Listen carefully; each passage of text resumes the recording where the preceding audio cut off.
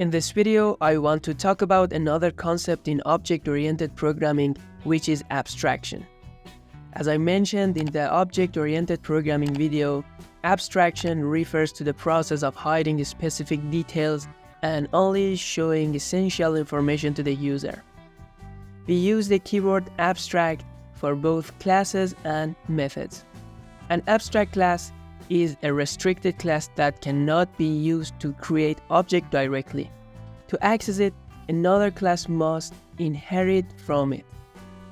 An abstract method can only exist in an abstract class, and it doesn't have a body. The body of the method is provided by the derived class, the class that inherits from it.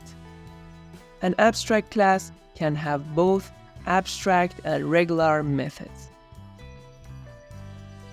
In this example, as you can see, the person class contains properties such as first name, last name, and age. Also, there is a method named getDetails.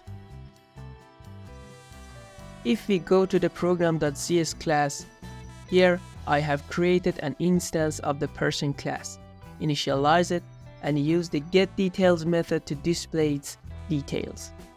Now, let's go to the person class. Here, I remove the public keyword and write the abstract keyword. After public for getDetails, I write the abstract keyword and notice the error. This error occurs because an abstract method should not have a body. As you can see, if I remove the body of this method, the error disappears.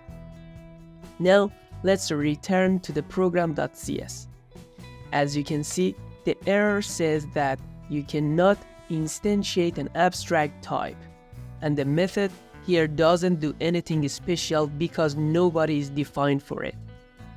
So far, I have tried to explain the topic with the errors that existed, and I hope you have gained a general understanding of abstraction.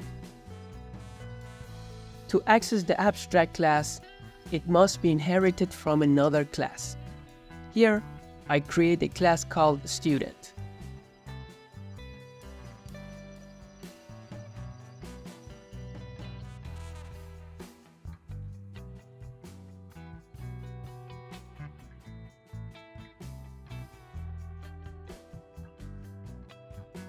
I remove internal here. And the same way you see, I inherit from the person class.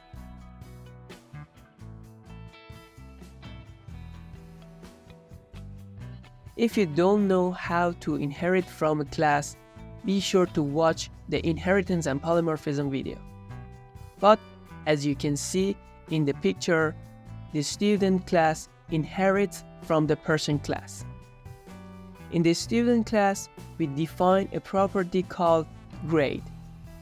Now, to display the information, we write the getDetails method.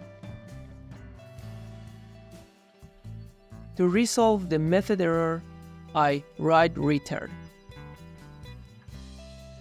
As we learned from polymorphism, we should use the override keyword here. We write what we want this method to do in the method body. Now, let's go back to the program.cs.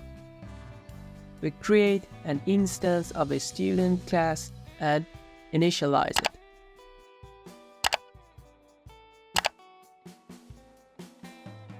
Finally, to see the information in the output, we use the getDetails method as you see here.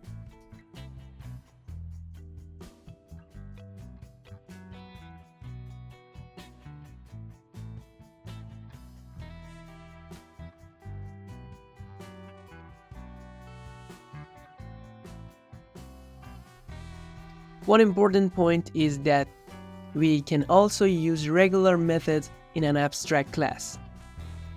To do this, we go to the person class. We remove the abstract keyword from here. We delete the semicolon.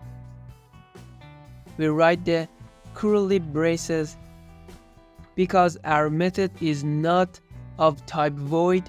If we don't write the return keyword, we get an error. Now we write what this method should do. We go to the student class and delete this method from here because it no longer makes sense. In the program.cs class, there is no need to change anything. Everything is correct. Finally, we run the program to see the output.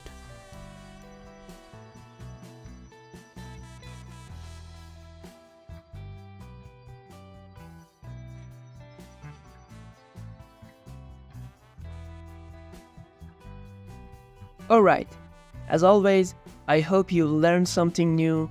Remember to practice regularly. If you found this video helpful, don't forget to like and subscribe. Thank you for your support. Stay tuned for more videos.